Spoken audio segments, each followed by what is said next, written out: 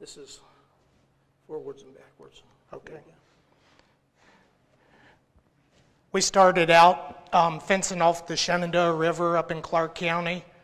We put up 8,000 foot of three-strand high-tensile electric, and we also put up 2,000 feet of the same type of fence along Spout Run. We had one large 67-acre field that we subdivided into 3 permanent pastures. One of the big things we done was we installed high-volume water trough systems using the tire tank system. We put 3 of those spread throughout the farm. There's roughly a mile of underground pipe serving these troughs.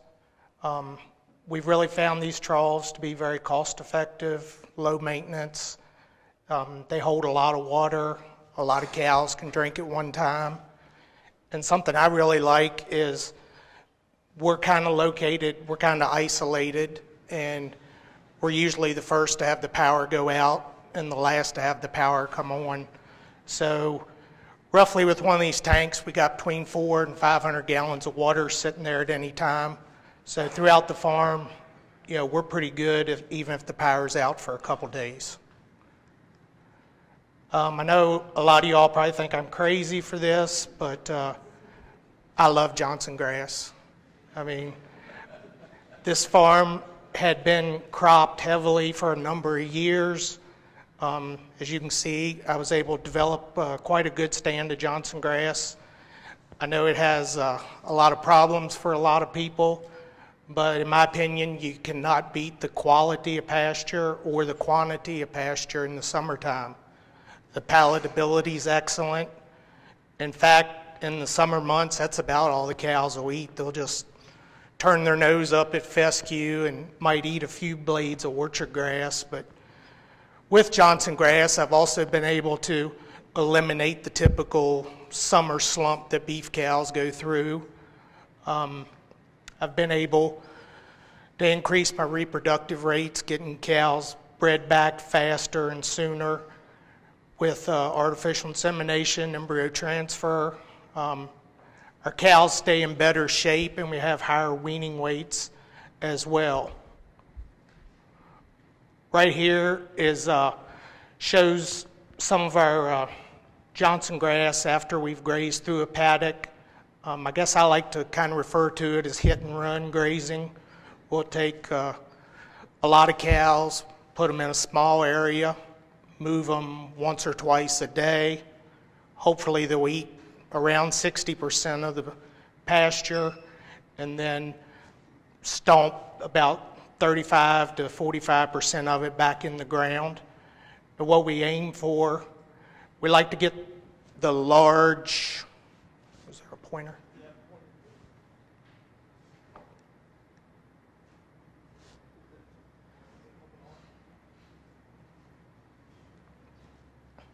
pointer. Yeah, should be right there. Right. Press it over. There you go. We like to get these large, firm piles of manure in like a sheep cake type consistency. We get that on top of the trampled down Johnson grass stalks, and it's really helped to build the organic matter and the soil health in our fields. I guess also I've noticed with trying to keep the manure at an even sheet cake type consistency, my herd health has improved. My cows have bred back better.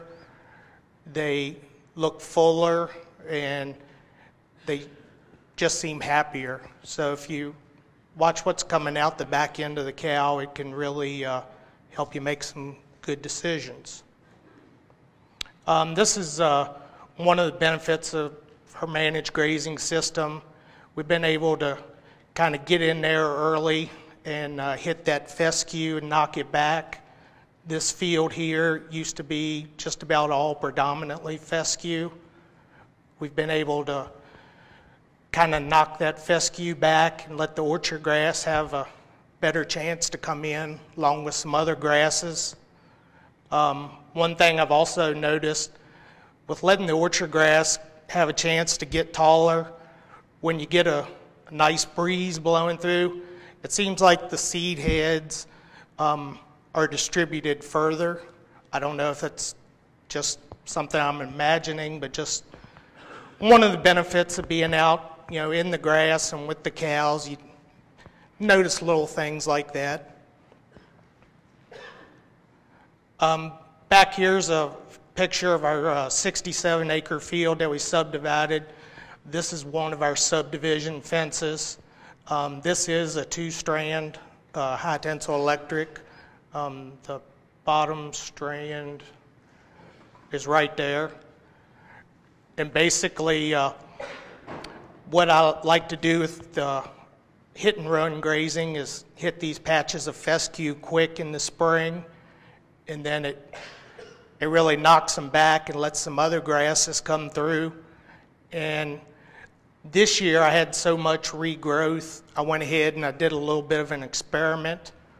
I took and there's about an 8-acre patch here in this field, and I went in the end of August and I cut it for hay and rolled it up. Got 44 4x6 round bales off of it, and in 60 days, when this photo was taken, you could hardly tell the difference between what had been cut 60 days before and what had not been cut. Here's another picture. Actually, I'm standing there where we cut that hay the end of August. High management, rotate and rest, kind of one of our big themes. Also, I like to cater to the dung beetles. I try to use only sidectin or safeguard wormers. Also, I like to leave a lot of residue behind when I'm grazing. I don't like to graze it down in the ground. I guess I'm kind of stingy with my raindrops, and I want to catch every one of them that falls on my property, and I want it to stay there and grow grass. As far as lowering our inputs, I haven't purchased any commercial fertilizer since 2010. We do minimal spraying, but we've been able to really increase our production. We feed very little hay, usually only when cows are up around the barn for breeding or calving or so forth. As far as pasture, we hardly ever have to feed any hay. Our cows have been able to get bred back sooner, and that just puts more money in your pocket because you can get a bigger calf and keep your cow herd more uniform. My next big adventure is the silvopasture. To say my background in forestry is limited would be an understatement, but this is a 44-acre pasture here, and it's got a tire water in the center of it, and then all the shade is basically along the perimeter of the field. So it's, I guess it's kind of the wagon wheel design, but it makes it real hard for the cows to evenly graze the pasture, because during the hot summer times when they're out here in this field, they like to stay to the shade. So what we're going to do with J.B. Daniels and Bill Patterson's help, and Alan Hawkins and Mike Liskey, we've come up with a plan to strategically plant certain varieties of trees around the pasture and set up a silvopasture system. So hopefully we can graze the field more evenly and also spread out the distribution of the manure more evenly. Here's a picture of some cows using one of our tire waters. I guess a few things we've noticed. This particular water only has a couple trees around it, and I know a lot of people are concerned. They think that the water will stay hot in a black tire, but actually you can stick your hand in there on a hot summer afternoon and that water is really, really cold. couple other things we've noticed is the more even we can get the manure distributed out over the pastures, the better our grasses come back. We've also noticed that the closer we can keep the cows to the waters, the more the cows will just come and drink a few at a time, as opposed to cows having to walk a half a mile, then they all come in and crowd around at one time. But even when that happens, with these tire waters, we've had really good luck. Some things I've learned, back in 2011, I was fortunate enough to host a grazing field day at my farm with the NRCS and FSA. Right here you can see JB doing his rainfall simulator. That was a real eye-opener to me as far as showing how much of your rainfall you're actually keeping and how much of your rainfall's running downstream, in my case to the river or maybe onto your neighbor's pasture. But JB's presentation made me really realize the value of leaving a lot of residue behind when you're grazing, so that you capture every drop of that rainwater you get, because you never know when the next rain's going to come. I guess something else I try to do is I try to leave as much residue behind, probably as what a lot of producers go into the winter having on their field. So that way in the spring my grass, it'll start growing 30 days before the neighbors, and I got green grass almost year round basically. I was fortunate in 2011 to win the Chesapeake Bay Clean Water Farm Award as a result of this. And I would like to thank everybody from the Northern District, NRCS and FSA, Sam, Brent, Alan, Mike, Bill Patterson, JB Daniel. If it wasn't for all their help and support, I wouldn't be here where I am today. And thank you. Do I have a couple questions for Randy? Yes, ma'am. I don't know if you're the right person. We've been stockpiling pasture, and we're trying to figure out, since it freezes and thaws and freezes and thaws, does it lose value as opposed to feeding hay? A lot of studies have shown that you can stockpile your fescue and you can let it go all winter, and you can test it in March, mid-March, and usually, in most cases, it's higher in TDN and protein than top quality grass hay. The exception would be like alfalfa hay. So basically, you can stockpile better winter feed than you can make in hay. So we found that something very similar, you know, it's going to decline as you go through winter and you get into freezing and thawing events, but the quality is going to be at least as good as your best hay, even as you get into February and March. So, good. What's your stocking rate today? I try to keep at least a minimum of 50,000 pounds per acre. Usually I run more like 60 to 75,000 pounds per acre. 60 to 75,000 pounds of cattle per acre, depending on the size of the paddock. What's your overall rate for your farm? How many animal units or animals do you have on your farm, and how many acres?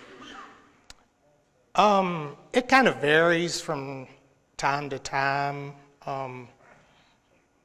You know, I've got about 75 pairs, and I got some replacement heifers and stuff, but I move things around some. I have some nephews and stuff that are in 4-H and FFA, and they'll bring me some cows to AI or whatever, so it's kind of always up and down.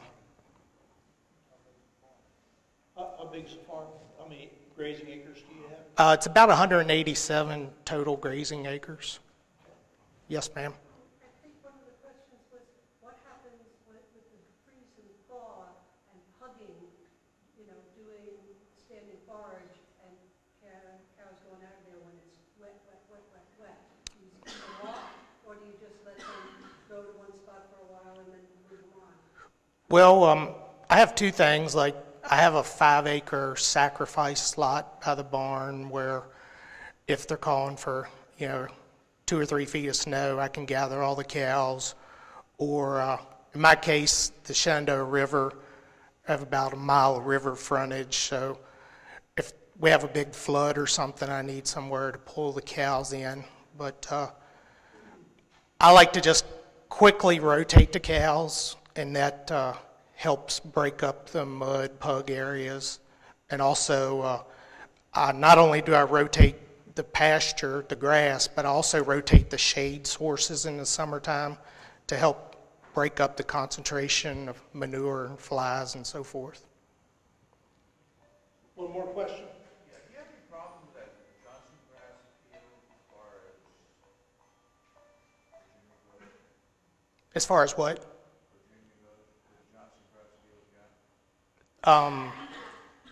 As far as the laws about Johnson grass, or what? I don't understand. I mean, yeah, the question is, as I understand it, that's an invasive species. Yes, it is against the law in the county I live in. He didn't plant any. We're going to go on record and say he did not plant any Johnson grass. I did not plant it, but I do control it. You can ask my neighbor next door. He doesn't have any, and he grows crops. So.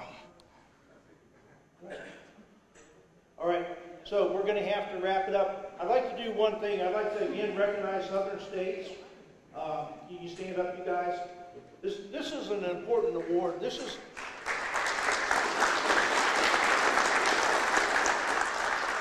is recognizing a producer for the whole state of Virginia who's doing an outstanding job with his forage livestock program. And Andy is certainly doing that. And this award comes with a $500 check and a plaque from Southern States. So let's thank Andy and Southern States for this outstanding presentation.